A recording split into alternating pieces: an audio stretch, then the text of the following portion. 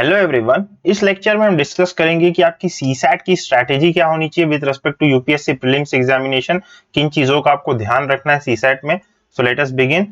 CSAT के syllabus को हम ब्रॉडली 3 एरियाज में क्लासीफाई कर सकते हैं। पहला होता है मैथ्स, उसके बाद होता है रीजनिंग और उसके बाद हम देखते हैं इंग्लिश। तो इन तीनों एरियाज के लिए क्या क्या स्ट्रैटेजी होनी चाहिए हमारी, उन्हें देखते हैं हम वन बाय वन।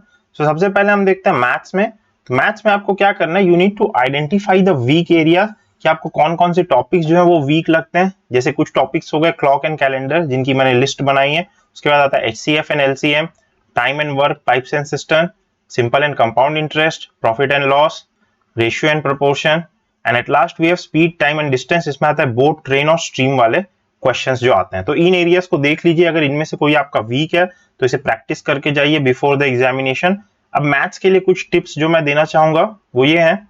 पहला है कि एट मैक्स आप क्या कीजिए, या तो 2.5 मिनट्स के लिए क्वेश्चन को अटेम्प्ट कीजिए या उसे 2.5 अटेम्प्ट कीजिए। 2.5 से मेरा मतलब ये है कि आपने दूसरा अटेम्प्ट कर लिया और जब आप उसे वापस दूसरे अटेम्प्ट के बाद वापस करने की कोशिश कर रहे हो तब आपको समझ आ जाएगा कि आपसे बन रहा है कि नहीं बन रहा है। और अगर आपसे नहीं बन रहा है उस समय भी तो प्लीज लीव दैट क्वेश्चन, आगे बढ़िए। बहुत सारे और क्वेश्चन है, ईगो पे मत लीजिए। खास करके मैथ्स क्वेश्चन में बहुत ज्यादा होता है कैंडिडेट्स के साथ, मैथ और रीजनिंग क्वेश्चन में, तो इसे मत कीजिएगा।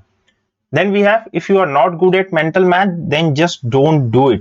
ठीक है, आपको अगर 2 + 2 = 4 होता है, नहीं लिखते आ रहा है, इसे लिख के कीजिए। मन में नहीं हो रहा है, कोई दिक्कत नहीं है। जैसे आप बेसिक डिवीजन करते हो, ओके, जैसे केजी क्लास के बच्चे करते हैं, 123 डिवाइडेड बाय 3 कितना होगा, तो ऐसे कीजिए। अगर नहीं हो रहा मेंटल मैथ तो कोई दिक्कत नहीं, पर आंसर गलत मत लाइएगा इसके चक्कर में। फिर एट लास्ट वी है try to make the list of और formulas while preparing for the topic. जैसे परमुटेशन एंड कॉम्बिनेशन के क्या फॉर्मूलाज होते हैं, क्लॉक के, वर्क टाइम के क्या फॉर्मूलाज होते हैं, तो आपको रिवाइज करने में ताकि इजी हो जाए। खास करके जो नॉन मैथ्स बैकग्राउंड वाले हैं तो थोड़ा फॉर्मूला का लिस्ट बना लीजिए so that it becomes easier for you. फिर हम रीजनिंग पे आते हैं। तो रीजनिंग में भी कुछ लिस्ट ऑफ टॉपिक्स हैं, जैसे ब्लड रिलेशन हो गया, उसके बाद आता है डायरेक्शन एंड डिस्टेंस पे, फिर आता है वेन डायग्राम, फिर mirror and water image, then we have cubes and dice, data interpretation and sufficiency, coding decoding, and at last we have statement and conclusion। तो इन एरियाज को भी अच्छे से पढ़ के जाइएगा रीजनिंग में भी। अगर इसमें से भी किसी एरिया में दिक्कत है तो प्लीज इसकी तैयारी कर लीजिए, इसके लिए थोड़ी प्रैक्टिस कर लीजिए, क्वेश्चंस ढूंढ लीजिए इंटरनेट पे। इसके लिए जो टिप्स मैं देना चाहूंगा रीजनिंग में वो ये है कि विजुअलाइज कीजिए। ठीक है, no marks for beautiful copy. तो आप क्या कीजिए, अगर वेन डायग्राम का क्वेश्चन आता है तो आप ऐसे गोले बना सकते हो अपने पेपर में, तो विजुअलाइज करके कीजिए, क्योंकि रीजनिंग के क्वेश्चन जब आप डब्बे या गोले बनाते हो तो काफी इजीली सॉल्व हो जाते हैं। Then we have identify your strong area.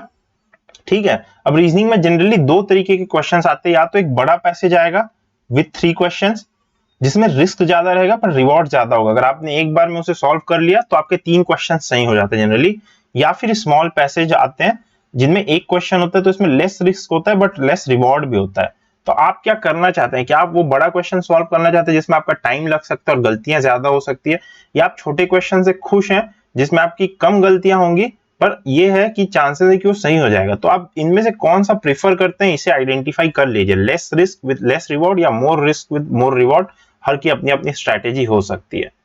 फिर हम लिखते हैं put the value gate the result. काफी सारे क्वेश्चंस में ऐसा हो सकता है कि आपको बस x की वैल्यू अगर आप डाल के देख लोगे ना, जो स्टेटमेंट दिया हुआ है जनरल स्टेटमेंट, x की वैल्यू y की या n की, तो आपके पास आंसर आ जाएगा। तो आपको सब सॉल्व करने की जरूरत नहीं। अगर क्वेश्चन नहीं हो रहा है तो just put the value and try to get the result, उससे भी आ जाता है कभी कभी आंसर।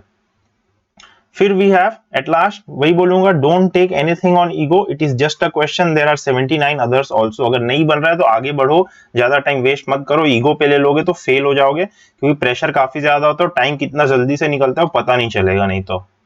फिर इंग्लिश पे आते हैं। तो इंग्लिश के लिए एक ही टिप है, अगर पैसेज छोटा है, मान लीजिए जैसे छोटा पैसेज आया, तो आप क्या कीजिए, बस इसे पढ़िए क्वेश्चन को, उसके बाद आप पैसेज को पढ़ना चालू कीजिए। तो आपको पता चल जाएगा कि क्या पूछा है क्वेश्चन ने और फिर आप पैसेज पढ़िए। क्योंकि जनरली कैंडिडेट्स क्या करते हैं कि पहले पैसेज पढ़ने लग जाते हैं, उसके बाद क्वेश्चन पढ़ते हैं, फिर देखते हैं कि अरे यार ये पूछा है तो इसे वापस फिर अब पैसेज में फाइंड आउट करने की कोशिश करते हैं। तो आप ये जो क्वेश्चन है उसे पहले पढ़िए, उसके बाद आप पैसेज पढ़िए। पर ये जब पैसेज छोटा है, जैसे इस केस में भी पैसेज छोटा है, तो आप ये पढ़ सकते हो, उसके बाद आप इसे पढ़िए। बस इतना जो स्टेटमेंट है ऊपर क्वेश्चन का, इसे पढ़ लीजिए, फिर पैसेज पढ़ना चालू कीजिए। तो आपको एक अच्छा आइडिया पहले से रहेगा कि आपको क्या ढूंढना है। बट अगर पैसेज लंबा है, जैसे मान लीजिए इतना लंबा पैसेज आ गया सिर्फ एक क्वेश्चन के लिए, इतना, तो इसमें जो स्ट्रैटेजी मैं यूज करता था वो ये है, मैं ये करता था, क्वेश्चन पढ़ता था और फिर ये स्टेटमेंट्स पढ़ लेता था मैं।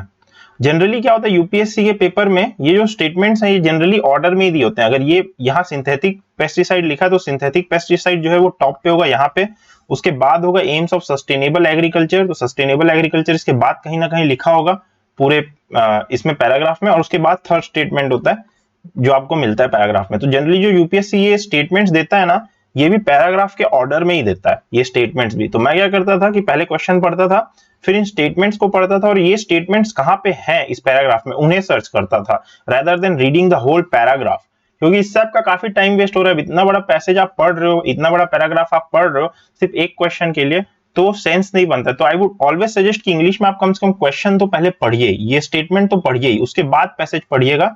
और अगर बड़ा पैसेज आता है तो स्टेटमेंट्स भी पढ़िए, पूरे जो ऑप्शंस दिए होते हैं उनको भी पढ़िए। सो general mistakes done by candidate, क्या जनरल मिस्टेक करते हैं कैंडिडेट यूपीएससी के सीसैट में, वो ये है कि not studying, just previous year question solve करके चले जाते हैं, जो उनका वीक एरिया उसे आइडेंटिफाई नहीं करते हैं और उसे पढ़ते नहीं है जनरली। तब होता क्या है कि अगर मान लीजिए क्लॉक का क्वेश्चन इस साल नहीं हो रहा है तो नेक्स्ट ईयर भी नहीं होगा, कैलेंडर नहीं हो रहा है तो नहीं होगा, टाइम एंड वर्क नहीं आता है तो नहीं आएगा। और फिर होता ही है कि जब एग्जाम में जाते हो तो फ्रीक आउट कर जाते हो कि यार मुझे ये एरिया पढ़ लेना चाहिए था बट मैं पढ़ के नहीं आया, और फिर आपके ऊपर एक नेगेटिव मतलब कि इफेक्ट आने लगता है एग्जाम में, आप डीमोटिवेट होने लगते हो एक के बाद एक क्वेश्चन जब आपके नहीं बनते हैं।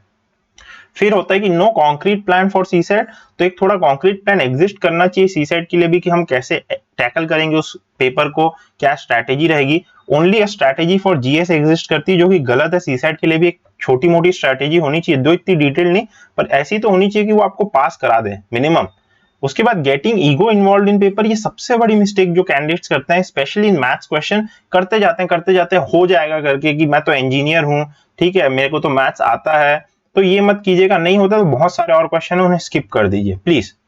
उसके बाद ये मेरे पेपर की कॉपी जो मैं दिखा रहा हूं, क्योंकि काफी सारे लोगों ने पूछा था कि क्या पेपर पे लिखना अलाउड होता है, तो देख सकते हो आप मैं पेपर पे लिखता था। ओके, मैं तो रफ वर्क पेपर पे ही करता था, मैं विजुअलाइज करके चीजों को करता था। I face no issue as far as my paper was concern, जितने भी अटेम्प्ट्स मैंने दिए हैं ये आप और देख सकते हो। इस वाले हिस्से में तो और ज्यादा मैंने काफी ज्यादा रफ वर्क किया हुआ है। So I never faced any issue, मेरे जितने दोस्त हैं मैं जिनको जानता हूँ they also never faced an issue. तो मैं तो काफी रफ वर्क करता था, पर ये प्रीलिम्स में मेंस में मैं भी क्वेश्चन पेपर में ध्यान रखता था कि ज्यादा ना लिखूं, बट स्टिल प्रीलिम्स में आप कर सकते हो क्योंकि टाइम भी कम होता है और उतना ज्यादा ध्यान नहीं देते हैं जितना मैं जानता हूं। ओके, फिर हम कुछ गोल्डन एडवाइसेस पे आते हैं। So try to attempt at least 45 to 50 questions overall to clear the cut off safely, इतने तो करने ही चाहिए आपको। जैसे जीएस में भी बोला जाता है कि भाई 80 क्वेश्चंस करके आइए मिनिमम, वैसे इसमें भी 45 to 50 तो करके आइए so that you can be sure. Do not try to fill OMR all in one go, fill it in intervals. वैसे ही ओएमआर को आप क्या कीजिए, एक बार में मत भरिएगा, नहीं तो ऐसा हो सकता है गलतियां हो सकती है। तो try to fill it in intervals. Okay, divide the paper in 2 parts, paper को 2 पार्ट में डिवाइड कीजिए, मैथ एंड रीजनिंग को एक पार्ट कर लीजिए और इंग्लिश को एक पार्ट कर लीजिए। And try to give equal weight to each part, कि 1 घंटा मैथ्स कीजिए और 1 घंटा रीजनिंग कीजिए। OMR to be filled at 110, जैसे मैं बोल रहा था एक इंटरवल के बाद भर लिए, तो 1 घंटा 10 मिनट के बाद प्लीज एक बार ओएमआर भर लीजिए। जब आपका एक सेक्शन खत्म हो जाएगा पहला वाला, तो उसके बाद आप ओएमआर भर लीजिए, फिर दूसरे सेक्शन पे जाइए। तो आपको क्या है कि थोड़ा एक वो रहेगा, शांति भी रहेगी मन में कि आपने ओएमआर भर लिया और जल्दबाजी में गलती नहीं करोगे। Whichever section you are doing, okay move to next section now. जब 1 घंटा 10 मिनट हो जाता है तो प्लीज सेक्शन चेंज कर लीजिए, या तो मैथ्स एंड रीजनिंग पे तो इंग्लिश पे चले जाइए, या इंग्लिश पे तो मैथ्स एंड रीजनिंग पे चले जाइए। My advice would be to go with math first as brain is fresh and you will not make mistakes in time pressure, क्योंकि शुरू में मैथ्स करोगे तो ब्रेन थोड़ा फ्रेश रहेगा और टाइम का प्रेशर भी नहीं रहता है। बाद में करोगे तो टाइम प्रेशर में और थोड़ा थक जाता है ब्रेन, तो गलतियां करने के चांसेस ज्यादा होते हैं मैथ्स वाले में। But it is still up to you कि आप कौन सा पहला करना चाहते हैं। Even if you have maths engineering background, it should not be taken for granted. It has to be practiced as the paper is getting tough since last 2-3 years. और ये यूपीएससी का रिवेंज बन गया है, वो कैंडिडेट्स को अब CSAT में फेल करने लग गया है। तो प्लीज आप अगर इंजीनियर भी हैं तो थोड़ा सा सीसैट देख के जाइए, this would be my advice.